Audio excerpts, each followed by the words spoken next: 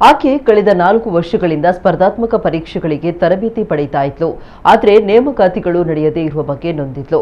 ಹೀಗಾಗಿ ಆಕೆ ಸಾವಿನ ದಾರಿ ಹಿಡಿದಿದ್ದಾಳೆ. ಈ ಘಟನೆ ನಡೆದಿರುವುದು ಧಾರವಾಡ ನಗರದ ಶಿವಗಿರಿಯಲ್ಲಿ.